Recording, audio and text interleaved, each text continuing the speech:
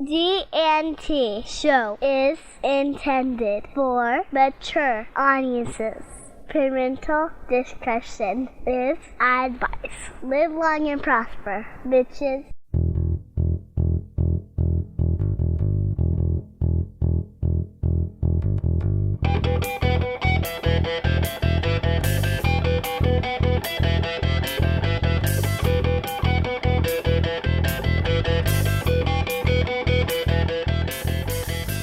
Are friends with benefits? Speaking of having a good time, Terry. Mm-hmm. Dayton broke the G&T show. This is now the David Mack Appreciation Hour. You assholes. What is it about this guy that people love him so much? With his purple velvet cape and his crown. I thought it was a little much when he had us carry him in the studio on a throne. I am awesome! Look what I have done! Look what I have brought upon the world! There is an urge to go, nya, nya, nya, nya, nya. I heard rumors that you might be working on something else, but we won't prod much. I was going to say it. I'm going to pry a little. Dare you! How dare you ask me to change it? Do you not understand the majesty of my genius? And the guy sitting next to me looked at me like he was, like I'd cramped in his hat. Yeah, it's the professionalism that sells the show. That's right.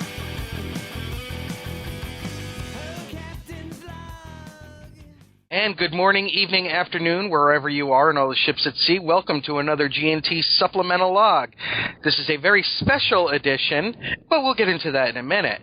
First, to my left, your right, sitting there in her beautiful gown, all gussied up for this one, Terry. Oh. Cricket. Oh, no. Terry's not here tonight. Terry and Alan are probably laying in a ditch somewhere with a bottle of tequila in one hand and a bottle of wine in the other, according to the updates Mike and I have been getting. In other words, they're having a lot more fun than we are. Yeah. Yeah, pretty much. Yes. I am in a gown, though, just so you know. Mm-hmm. Are you? I can attest to that. Nice. It's made of tar and She's Artemis. To my right, your left, there he is, wearing his tuxedo for tonight's interview. But his tuxedo fashion, of course, on Kronos. Ceridium. Kipleigh. I'm snazzy for our guests. You really are. And our guests, as you've already heard, welcome them back, ladies and gentlemen. The always dapper in his tuxedo, James Kerwin. Hello. He's not wearing anything right now. That's right. Oh, Beta Z wedding. Hi, guys. And the always lovely Kipleigh. Welcome. Hi. Hello. Welcome. So how are you guys doing this evening? Very good. Or today? Thank you for having us. Yeah, it's exciting to be here. Always our pleasure. So let's start this off. You have some interesting news that you would like to share with the world through our show regarding Star Trek Continues. Is that correct? Well, that is one of the things that we can talk about tonight. Breaking news, if you will. Breaking news, yeah. You guys, know that Star Trek Continues has been going on for a little over a year now, about a year and a half. Vic Mignogna, who plays Captain Kirk, is the executive producer of the show. I direct some of the episodes, and we're 3 episodes in. And episode 3, which came out a few months ago, was called Fairest of Them All. And 2 universal accolades. Yes, it won the Burbank Film Festival's New Media Award. It won the Geeky Award for web series. Congratulations. Yes, and it is set entirely in the Mirror universe, it is a direct sequel that picks up right when Mirror leaves off. So I encourage everybody to go to StarTrekContinues.com and see that. And that was the first episode that I directed, and one of the characters in it is played by Kipleigh, who plays Yeoman Smith from the Prime universe, if you remember from TOS, the first season. Kirk kept calling her Jones. He kept getting her name wrong. Yeah. That might trigger. Not a huge character. It's a Yeah. And so we brought her back for the Mirror universe, and we show what's going on with Mirror Smith. The interesting thing is that whenever we post on Facebook or whenever we talk about the episode, one of the main things, probably the main thing that we have had fans say is there a possibility that Kipleigh will return and we can see what happened to Jones in the Prime universe? What happened to Smith? Oh! Ooh. What happened to Smith in the Prime universe? So that has been a very, very frequent request by fans. So we are here tonight to announce on GNT Show exclusively that Smith will be returning. That is amazing. And you'll notice you guys won the awards in the episode she was in. I'm just going to say it. And the episode is called Fairest of Them All. I'm just saying, coincidence? Maybe, maybe not. Well, that's great news. Congratulations. That's fantastic. Very excited. And was it a middle of the night phone call that you found out, Kipleigh? Is that how they did it? Did the singing telegram? What did they do? No, not exactly. It took a while to nail that down to find out for sure. Yeah, I mean, we had to. I mean, we don't. One thing we don't want to do in STC is do fan craft. I mean, we're very opposed to that. It feels or any type of real fan service. I think some fan films devolve into that. And like, hey, let's do this because this would be cool. And one thing that STC tries to do, and the reason that I agreed to direct it in the first place, is it remains very true to the original series. They don't do things that would not have been done back in 1969. In general, I mean, maybe a wink here and there, but overall, it's very, very true to the way the original series was done. And so if we're going to see Smith, who's now a lieutenant, in the Prime universe, we have to do it right, and I think we are. So, right on. Yeah. You had directed Fairest of Them All, and by far it's probably, although Star Trek Continues has not made a bad episode yet, but I think Fairest of Them All is one of the better episodes out of the three so far. Thank you. So are you planning on directing some more? I will be directing episode 4. Yes. Oh, excellent. Yes. Episode 4 is finished. It's written. I wrote it along with Vic and Chris White, the guy who directed Lolani. He is our AD, and he wrote this next episode along with myself and Vic. And we're shooting it soon. It will be a more character drama-based episode, as opposed to the kind of action and flash of Fairest of Them All. But it's a very poignant episode, so I think people are going to like it. And do you have a title? Yes, we do. Pregnant pause, meaning you don't get to hear it yet. I had to ask. I wish I could tell you that, but I'm not allowed. Okay. I had to ask. I would be neglecting my job if I didn't ask. Mm-hmm. It's called GNT Rocks. Oh no, I just spilled it. Oh no, I leaked it. Oh, that's... Come on. So yeah, we're shooting that soon. We're in prep on it right now. It's going to be a lot of fun. There's some great guest stars in episode 4 from other very popular sci-fi franchises. I think people are going to be very shocked at the guest stars we have for this episode. Interesting. Yeah. Ooh, of the Jamie Bamber level? I would say. Wow. Absolutely. Well, Star Trek Continues has that's one thing you guys have done. Another thing you guys have done fantastic with. You've had Lou Ferrigno. You've had can't think of the gentleman's Mike name Forrest. who played. Thank you, Michael Forrest, and then Kipleigh among some of the guest stars on the show. I didn't really rank with those guys, but a distant third, I guess. Not on this show. You can stalk me again, Nick. It's okay. Yeah. Don't encourage him. It's a good kind of stalking. I would never dox her. No, and I like that you wear a stocking cap when you do it, like Sherlock Holmes. Yeah. You know, that kind of deer stocking cap? It's really, it's interesting. It's a good choice. And I ring a little bell so she knows I'm stalking her. So Oh, it's not like okay. she'll be freaked out. Do you wear the scant when you do it? Who wouldn't? Wait, Nick in a scant up a ladder looking in through a second floor window? Oh. It's like a dream, isn't it? More like a nightmare. But that's just me. Be careful. Well, you know, I'll take any kind of fandom I can get. And I stalk him in return now and then, so, you know, we're even. I'm president of the fan club right here. Right on.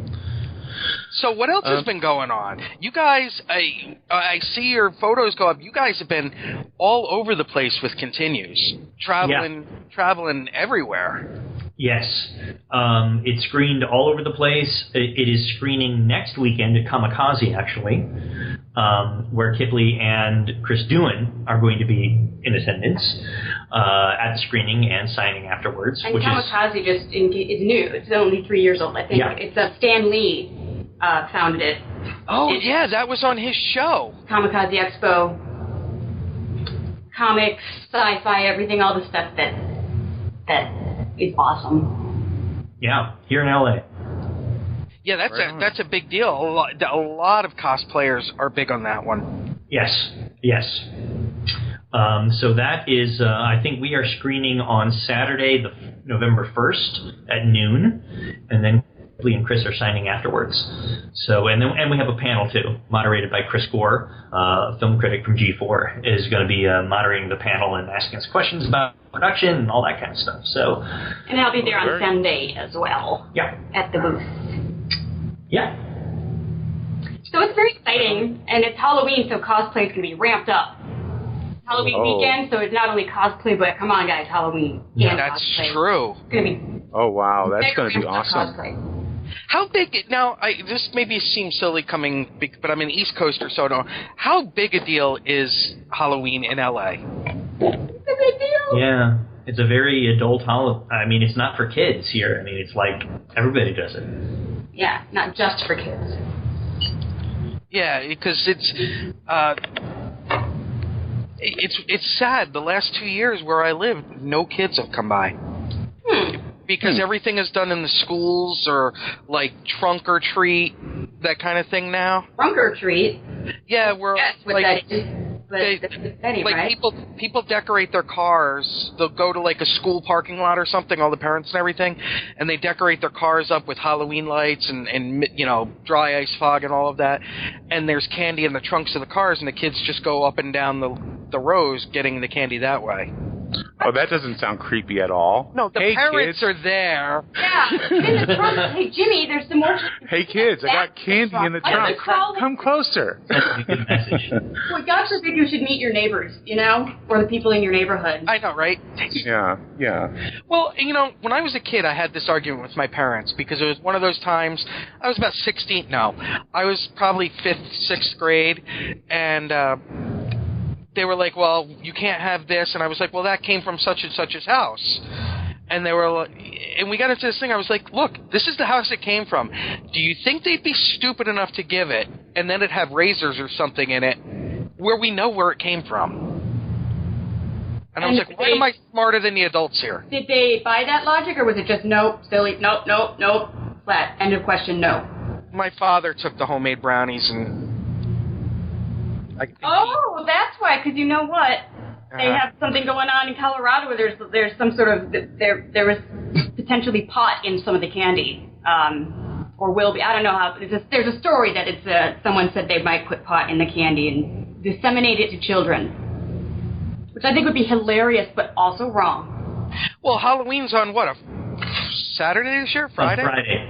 It's on a Friday. What's wrong with that? The kids go to bed and they sleep all day Saturday. I don't understand. Wake up, have some Doritos, they're fine.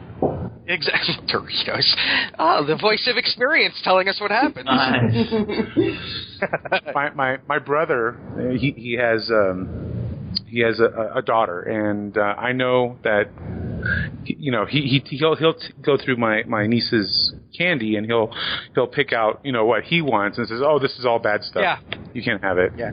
Oh, so I think that's you what. have a peanut allergy. You can't have that.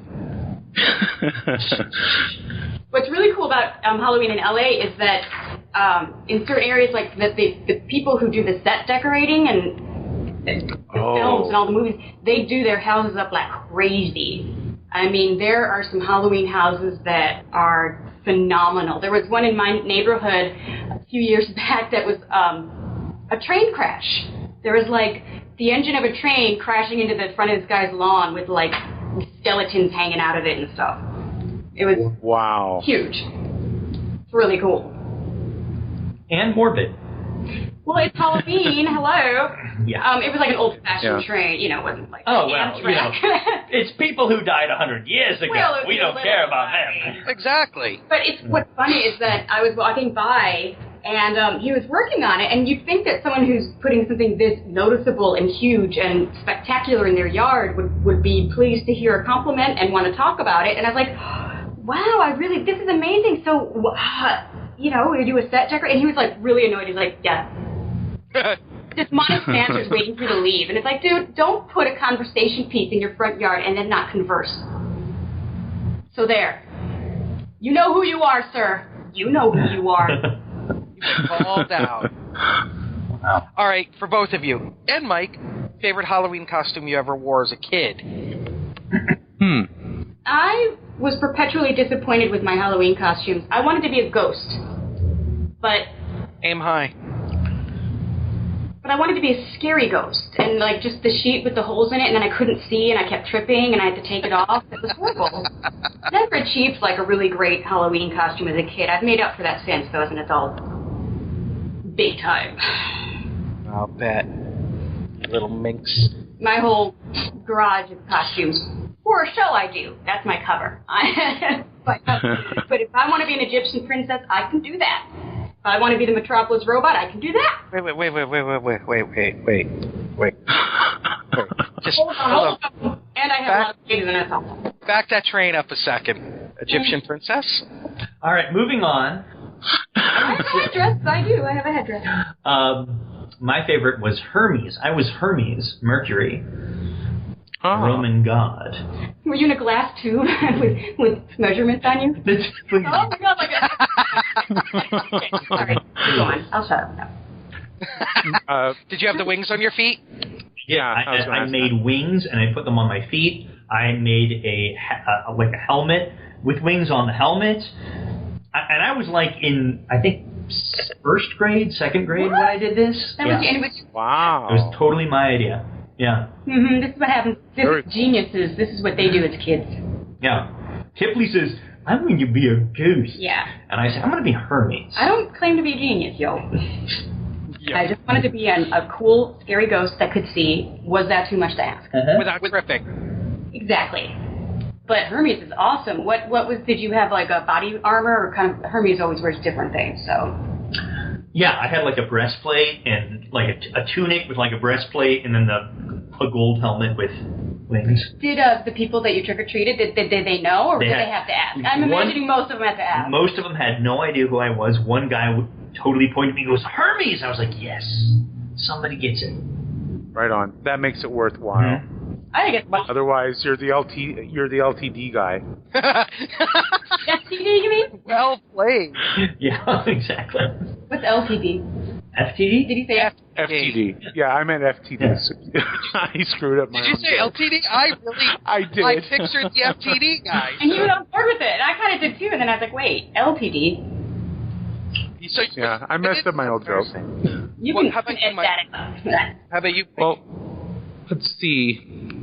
Halloween has never really been a big thing at our house, but because we live in a small rural community. But let's see. I remember one year I was Batman. You know, the little plastic face cover mask and the little plastic suit that you squeeze yourself into. I was a vampire another year, and I think after that it was just like werewolf masks. Yeah, it's like when you're really young, you do up the costumes, and as you get older and older and age out of trick or treating, they get less and less. We used to have teenage boys come to our house that they would just put like a scar on their face, and it would be more intimidation. They'd be like, trick or treat. And like they don't even bother with the costumes. It was like, okay, here, just take it and go. Yeah. Was that you? Did you turn into that? Did you lose the wolf mask and then end up just being intimidating? No. No. Well, like I said, it was a rural community, so there wasn't a lot of people around, and it was just more hassle. Because you'd have to walk miles to the next house. Pretty much. The driveway was sometimes a mile long. Oh my gosh. Although the walk sometimes was pretty scary. Walking. Now that's when a trick or trunk is a good idea. Yeah. Yeah. Yeah, that's true. Yeah. Now if Halloween's on a weekday and there's not a party to go to, I'll answer the door, and I take great pride in actually terrifying the children. I like last year I painted my face white and I put in white contacts and I had a white wig and I had like this sort of diaphanous fabric and I looked scary. And they got scared, and then I'd have to be like, oh, it's okay, I'm a real person, I'm not actually a ghost that's going to eat your face. But I let So you did finally get to be a ghost. Oh yeah, I have achieved ghostdom. Yes, I did it my way this time. I was like a ghost bride or a ghost I do various ghosts. I've been various ghosts. It seems to be my running thing. Right on. I don't know what that says about me, guys. I'm not sure it's good. I'm not sure it's a good thing. And that I take pleasure in terrifying children. I don't know. I'm not a good person. Oh, I think the best one I ever did was the last year I went trick-or-treating. I'm going to say it. We still went, where I lived, we still went up through the 8th grade. And I went, and I was John Belushi. Now let me just say, it was this... Animal House? No, it was the same year John Belushi died. Oh, Nick. So I had on a fedora and the glasses, but my face was like a light blue so that it looked like I was gone, and I had like a little bloodline running down my arm from the needle marks. See, now that's no. Now I feel less bad about scaring children because that's too soon. Let me say this. A few years ago, I was Steve Jobs, the year that Steve Jobs died. But I was very classy. I was Steve Jobs as an angel. I had wings. I had a halo. See, that's the way to do it. Not, a dead body. Come on, man. Yeah, because God forbid you're a dead body on Halloween. What's wrong with you? Oh my God, I would never have done the show if I'd known. I'm getting static for being a dead body on Halloween. But a recently dead person. I mean, anyone who goes as Robin Williams this year, come on. 7 months had passed. Almost 8. 7 all months. right then. That's the requisite amount of classy time. Give it half a year. I don't know. All right, well, that's better. If it'd been the week before, then we would have had problems. Yeah, I saw somebody the other day who was they posted a clip of Star Trek the Motion Picture, Spock saying, V'ger is a child, she needs to be treated as such, and then they were like, well, keep him away from Decker. No, that's too soon. Too soon. The police were still investigating at that point. That's like going as an Ebola patient right now. Yeah. Oh, that's a great idea. All you have to do is just have blood coming out of your butt. No, it's Ebola. You'd know better than that, though. I know, that was charming and ladylike. You're welcome. So moving on. No, we're so isolating Kipleigh saying blood coming out of your butt and using that. Oh my gosh. Crash and bleed out, man. I read the hot zone. Exactly. Crash and bleed out. Everything comes out of every orifice. It's pretty awesome, isn't it? I mean, it's maybe to watch from a safe distance, not necessarily to experience. These are sick. Yeah. I'm going to go as John Belushi did here, though it's not nearly as sick as when Nick did it. Yeah, I'm trying to think who you could go as. What if I went as Jim Belushi dead? No, you could go. He's not you could go died, but you won't. You could go as his career. You could go as Jan Hooks. Oh, see, I didn't know she died. Now I guess I do. Yeah, like a week ago, I think. It was like stunning. Yeah. I didn't know that. Oh man. Yeah. Come on, Nick. So let's wrap this. Yes. Very funny thing. Very funny. Oh, So, now it's awkward silence. Yeah, now we're just like sitting here. What do we say? You could go. Yeah, it got a little uncomfortable there. Hanging off of you, and then not ever tell anyone what it was. Back to Star Trek Continues. Yeah, I'm trying here. Thank you. You guys are going to be starting up your Kickstarter again soon, I hope. That's right. Right on. What can you tell us about that? Any dates on when it's going to start, or what some of what the goals are, or what some of the rewards are going to be? Thank you for asking. I think it's going to start November 10th, something like that. Okay. The first Kickstarter, they asked for 100,000, raised 126 something, and used that for episodes 2, 3, and the forthcoming episode 4, which we're shooting soon. And then the second Kickstarter, I think they're going to ask for a little more and use that for episodes 5, 6, 7, and onward. Episode 5, this is also an exclusive announcement to the G&T show. No one knows this so far, but I can announce I love exclusives. right here. Episode 5 will have exteriors. A planet surface. Yes. Very That's cool. The second highest request we have had. Get out of the studio, get off the Enterprise. Episode 5 will be off of the Enterprise. So that will be the first episode funded by the new Kickstarter. Like I said, it starts in, I think, November 10th. May I ask if it will be a Earth-like planet or an alien planet? You may not. Okay. You can ask. That's good news, though. Yeah, thank you. The rewards are going to be pretty cool this time. I think they're going to be doing it by rank.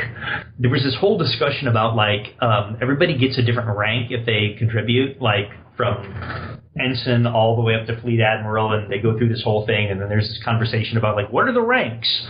And I was like, well, the G&T show recently did a whole thing about Commodore and whether it's a rank or not. It's like, you guys know what I was part of that discussion. You were part of that discussion. I know. I heard it. I helped you out. Yeah, you did. You did. Thank you. Sometimes I drop a little knowledge. Yeah. Right on my foot. So what anyway, about lieutenant? Do we get one of those? There will be lieutenants.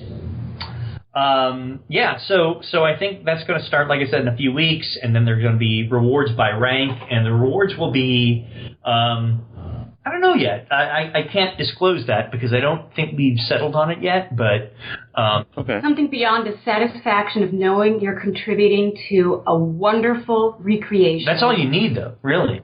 Yeah, that is all the reason anyone needs to contribute. Yeah. I know that when I can, I do contribute, and I was more than happy to give all I can. and I can attest from having been on set. They put all the money in the right place, and they stretch it as far as they can. There's no kind of waste and or overspending and like flippant spending, and it all goes right on the screen. Yeah, right on. Yeah, I mean, we spend about $35,000 to $40,000 an episode, and for 45 to 50 minutes of entertainment for that amount of money, that's you're getting really good quality for that amount of money. Mm-hmm. Who does your special effects? Because I think in Fairest of them all, there was actually more effect shots than I've seen in the previous episodes, and they were remarkably well done. Thank you. Anything involving the Enterprise is done by Doug Drexler, who did the effects on Enterprise. He's an Oscar award-winning. Oh yeah, I mean, Doug Drexler is the top of the game, and he does anything involving the ship. And then some of the other effects they're outsourced to like 5 or 6 different guys, because we try to turn these things around as quickly as we can. We don't want to go years between releasing episodes. We like to release 2 or 3 a year. That's ultimately the goal. So we outsource the effects. Doug does all the stuff involving the ship. So yeah. Very nice. Yeah. Now, you all received quite a compliment, all of you in Continues, from Rod Roddenberry. Can you discuss that? Do you know which one he's talking about? Mm-hmm. Oh, yeah. Well, you talk about it, James. No, you talk about it. I've been talking for too long. Oh, well, we screened Fairest of Them All in Vegas. And he attended, and we had a Q&A afterwards, and he said he considers Star Trek Continues to be canon. To be Star Trek canon. Official. Wow. Yeah. That is totally awesome. And it's well deserved. I mean, what you guys have been doing has been phenomenal. And I can't wait for the next episodes to come out. And now, have you gotten any feedback from the original cast?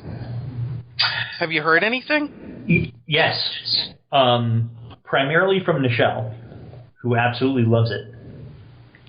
I don't know if the others have seen it yet, but she has, and she thinks it's phenomenal. Right on. Yeah. Yeah. I can't imagine that anyone would because it's so faithful to the show, but also it's a tricky thing when you're having other people than Shatner and Nimoy and the main characters playing those characters. They're so beloved. I mean, J.J. Abrams kind of did an alternate universe, different time span kind of thing, but when it's the TOS and it's playing those characters, people's expectations are super high and almost can't be met unless it's William Shatner himself. But Vic does a genius thing and has a philosophy that it's not an imitation or an impression of Captain Kirk or William Shatner's Captain Kirk. He embodies the character. You can tell it's Captain Kirk, but he brings his own thing to it. So it's the whole time you're not going, oh, it's an imitation. Mm-hmm. Right. I think the thing that he does the thing he does that's so amazing is it's the mannerisms. Yeah.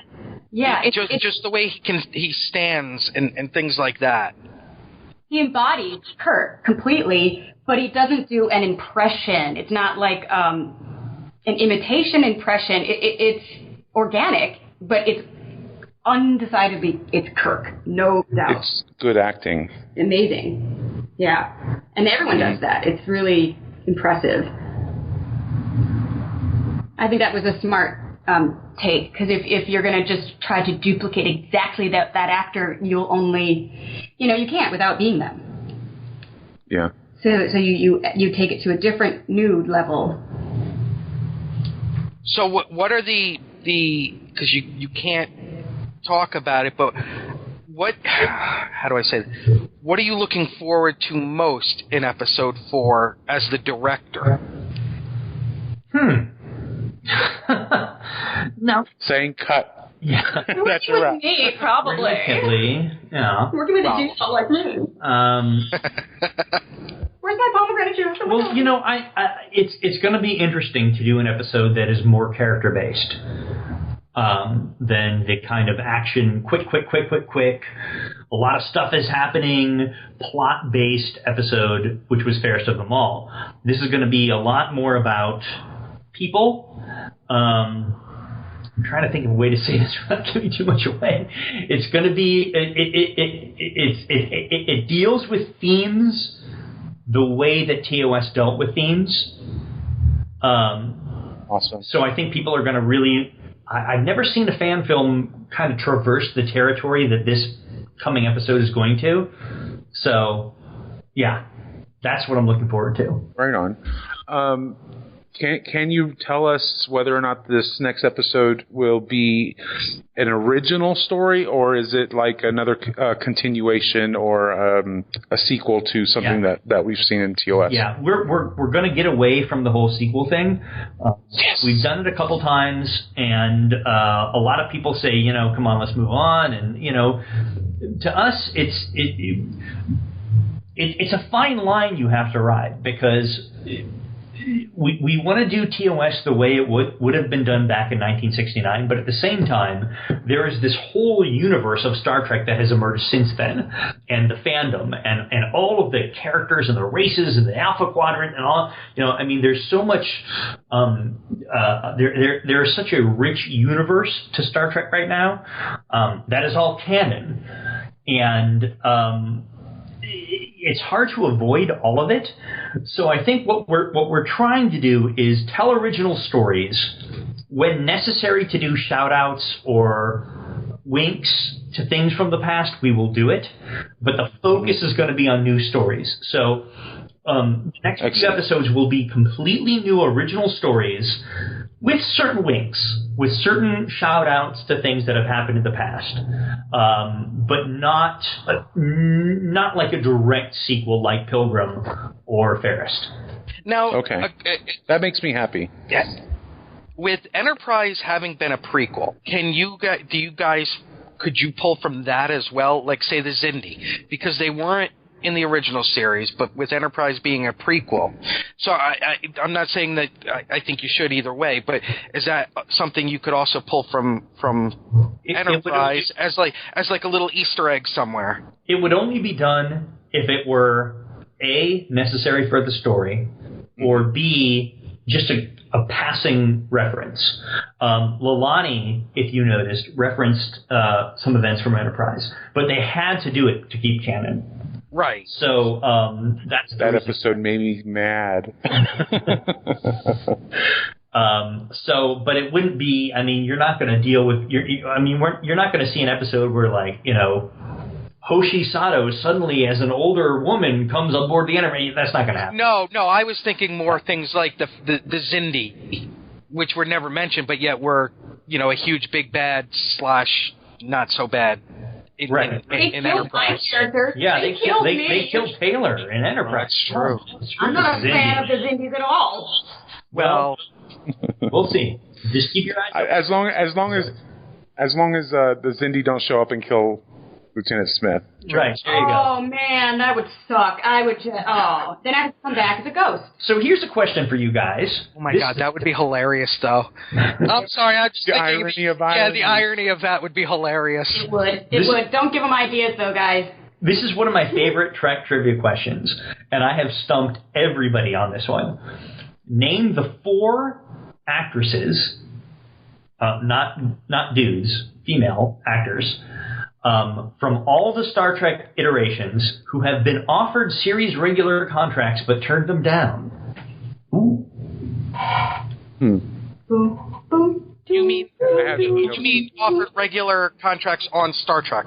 Series regular contracts on Star Trek but turned them down. From any iteration of Star Trek, there have been 4 female actors. I have no clue. All right. Would that include someone Michelle? What's her name? Ensign Rowe. Yes, Michelle Forbes. Okay. Michelle Forbes was offered a series regular role on DS9. She turned it down. Yes, I can see that. She ends up in as a regular in the novels, by the way. Well, she said she didn't want to do a series. That's right. And then she wound up. She did. What was it? The Shield or the Wire? It was one of those. I don't know. Would Denise Crosby count because she was on the show and then quit? No, she was a series regular. She was a series regular. I'm talking people who never accepted their series regular contract. Yeah. Oh, come on, God. Pulaski, yes, she was a regular. Yeah. Oh, really? Diana Muldaur was offered a series regular contract for season 2. She elected to remain recurring. Interesting. Did not realize that. Good guess. 2 more. That was a good guess, Mike. It was a guess. No, that's what I'm trying to do. You guys haven't got the obvious one. There's one everybody knows from Voyager. Oh, are you talking about Genevieve Seska? Yes, Genevieve Bujold. Right. She was going to play original Janeway. I wasn't considering her because she did, and then she dropped out. Well, but before any of her material aired, she turned it down. Yeah, so I'm counting that. The 4th one is the hardest one. Nobody gets it. All right, what series? TOS. Yeah. not Grace Lee Whitley. No. Okay. It's pertinent to this particular podcast, guys. Come on. Hold on, let me think. Turn it down.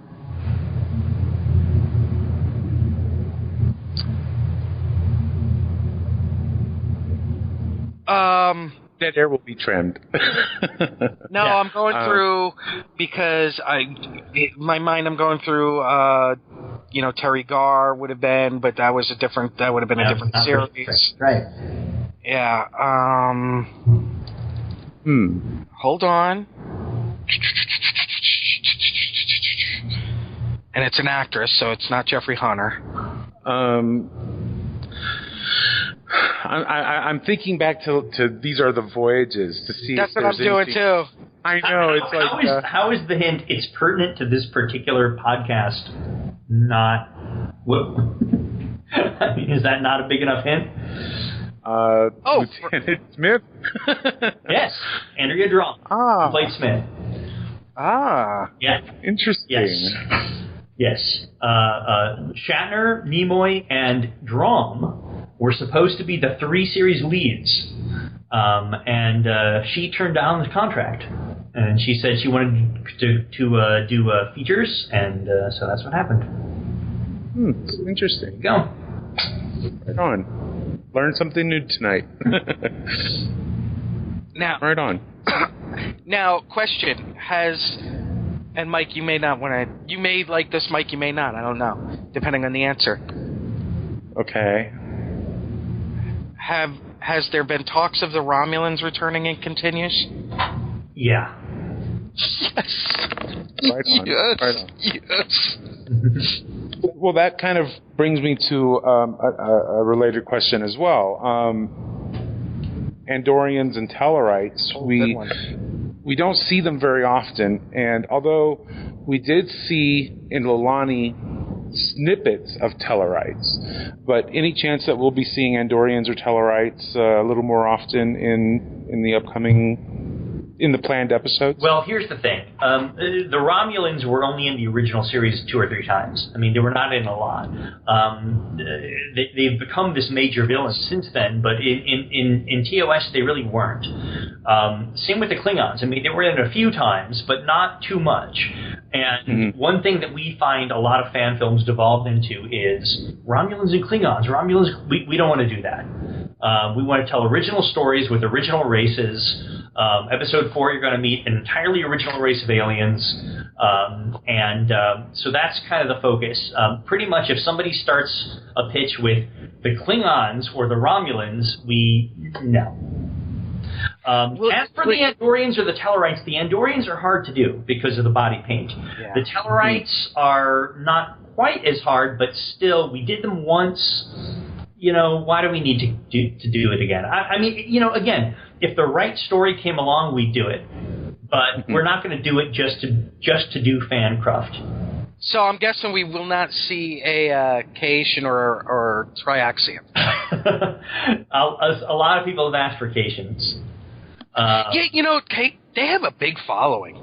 Yeah. People love cats. Just go on the internet. Yeah. And the Cations were, even if you don't consider TAS canon, which I don't, and we don't. Really? Yeah. No. I don't understand, because it's written by the same people and voiced by the same people. So I don't. And you know what? A lot of the novels were written by the same people. That doesn't make them canon. Yes, but but if we're gonna, Dayton's gonna love this. But Task was on the screen, and wasn't that Gene Roddenberry's thing? Was that Roddenberry's rule was TS is not canon, and then and then he died, and CBS Paramount said no, it's canon. Not interesting. Not cool. Really, anything in the cartoon as bad as Spock's brain? No, I don't think so. No, it's not a question of that. It's a question of in that era. But it has made its way into canon. In that era, okay, aliens on starships were few and far between. The fact that Spock was a Vulcan on a primarily human starship was a really interesting That was a big thing. deal. Then in TAS, all of a sudden, there's aliens of all kinds of weird connotations and Erics and all that kind of crap. No, that was not TOS, and the things that they did. Because TOS couldn't afford it. Exactly, and that's why TOS is so brilliant, because they said, these are our restrictions, so let's tell stories within those restrictions. I'm waving my hand at James. Anyway, look. I expect you like TAS, that's fine, but Star Trek Continue's whole philosophy is we are doing the 4th and 5th seasons, not TAS. No, I understand, but things from TAS have made their way into canon. Yes, Cations have been in the films. And so has, like, Vulcan from yesteryear made its way into correct. Enterprise. You're right. So that would be valid material. So, since you have mentioned that you're planning on doing... Is she giving you the I look? love cats. I just love cats, and I'd like to volunteer my cat to play occasion, although I know it doesn't work like that because they're humanoid cats, but still. Or unless I play occasion. A lot of makeup. I'll be the first to sign the petition for you to play a cat. I would love that. So you had mentioned that your plan, Star Trek Continues is planning on doing years 4 and 5 of the original series. Do you have an idea of how many episodes you're planning on doing for years 4 and 5? Well, ultimately, is there a grand plan? We'd ultimately like to do 2 to 3 episodes a year, until the time comes when new Star Trek is actually on TV. So who knows? We'll do it as long as we can. Okay. Yeah. That's cool. I'm just glad to see Star Trek Continues because it's such good storytelling. You guys are doing an amazing job, and I wish you a lot of luck, a lot of success, especially with the upcoming Kickstarter. Thank you. And just keep up the great work. Thank you. Yes, in all seriousness, it's been wonderful. And it's given us a chance to know you guys, and that really is awesome. Yeah. Lonnie still made me mad, though. Why did it make you mad? Well, at the time that it came out, I was reading a lot of Star Trek, the novels, and the way the Orions are portrayed in there just totally contradicted the Mike. Yes, I know the novels are not. Are people in Houston like people in New York? No, but again, because I had that in my mind, it colored my perception of the episode. That's as crazy as his TAS argument. But I have to admit, I did show that episode to a few friends of mine, and it has created new Star Trek fans. So that says a lot about the quality of the storytelling that you guys are doing. Yeah. It's turning people into Star Trek fans, which is probably the best compliment I can say. It's recruiting. So Ooh. Yeah. So all right. Nick, do you have any other questions? Is there anything you two would like to add? Yeah. Just that the more people that watch it and donate to it, the more we can make them, and the more popular it gets, the more chance there is of it continuing. Star Trek continuing. Yeah. So, get the word out. If you like it yourself, recruit more. We definitely will be talking about it a lot during the show, I'm sure. We'll have the link on our website when it goes up and everything. Yeah. Cool. Thanks, guys. And I have a link on my website, too. See how I dropped that in there? If you were... And what would that website be, Kipleigh? That would be www.kipleigh.com, and it's spelled Kipleigh.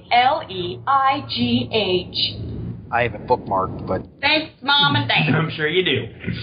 I'll make sure to include all the links that we talked about in the show notes, as well as I'll be adding a few other links once the Kickstarter and stuff. Oh, and here's another piece of news for you guys. This is kind of cool. I know you guys have been very supportive of RUR. God damn it, I was just going to ask you about that. The project that Kipleigh and Chase and I have been doing. We shot it as a short film last year for people who don't know, and we're developing into a feature now. The European Union does a European Robotics Week, okay? And this year, the media part of the European Union's Robotics Week is headquartered at Prague, Czech Republic, which is where Čapek wrote RUR back in 1919. Yeah. And they invited RUR to screen there in Prague last week in November. And so our producer, Bernie Stern, is going over there. He's screening the film. He's doing a seminar about the production of RUR. So if any of your listeners happen to be over there, go to it. Right on. Also go to the website rurfilm.com if you want to see it and have not seen yet the short pre-movie teaser. Yep. Which I can quote by heart after Vegas. Yeah. It's wonderful.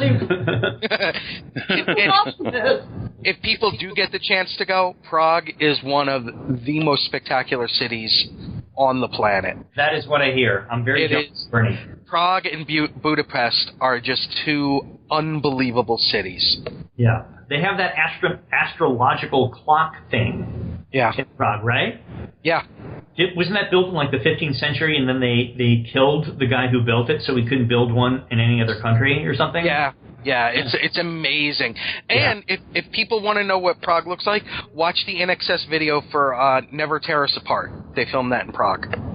Are you guys really being fair to Tulsa, Oklahoma right now? I mean, I'm just saying, you said one of the greatest cities on earth. I mean... So, listenership in Tulsa just went way down. Yeah, okay. And Kipleigh's comedic career ended in one go. In Tulsa. In Tulsa. Huh. Actually, I think... Well, Tulsa's still better than Sheboygan. Oh, Sheboygan. What do you have against Sheboygan? The name alone is fun to say. Spell it. Spell it. Sheboygan on my leg. I have to have it removed. Doc, I got this Tulsa on my shoulder, and it won't. I can't. I'm partial to Poughkeepsie because of the kid. Of course you are. James is like rolling his eyes over. He's like, "Come on, guys, you're all hilarious." Can we? What people don't know is Kipleigh and I went out of our way to try and make James laugh out loud at Vegas, and it never worked. Not an easy task. Yeah, no, it's not. It really isn't. He's a hard man to please. A hard man to tickle his funny bone. But damn attractive. Well, that's a given. Well, knows how to wear a suit. Let me just say that. And he's brilliant. And he's brilliant. Which is probably why the humor is a little more difficult, because there's too many brain cells trying to find logic in every little thing to kind of get absurdity of some stupid humor, like fart jokes, for instance, which I am partial to. You got to try harder. Yeah. For the plebes like us. Yeah, but if you try harder, you stay. Oh, fart jokes, but I will come up with some kind with a DNA quantum filament type of a joke for you. Okay. And it's going to be hilarious. Looking forward to it. James, here's one for you. Okay. Two psychics pass each other on the street. One looks at the other, says, "You're fine, how am I?" Okay. All right. Oh, goddamn. Yeah, I can see that. All right. But no laughter, you see. I know. The actual jocular reaction is foreign to James. It's like making Sheldon laugh. What is this human emotion you call laughter? Yes. Oh, God, you guys are awesome. You are always welcome to anytime. It's always fun to be Thank you. G&T in it with y'all. Yeah. And you guys don't need to have a reason, to breaking news or not, to come and hang out with us. Just let us know. We'll be glad to bring you on anytime. Ooh, thank you. You may regret that. Never. There you go. Thank you so much. Thank you. Cool, guys. Rock on. Well, thank you, everyone. This has been a GNT Show supplemental log with James Kerwin and Kipleigh Brown. Thank you for joining us, and hope everyone has a good night. Kipleigh. Joe Lunchrow.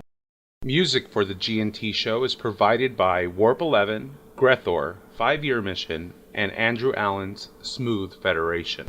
GNT Show is a Busy Little Beaver production.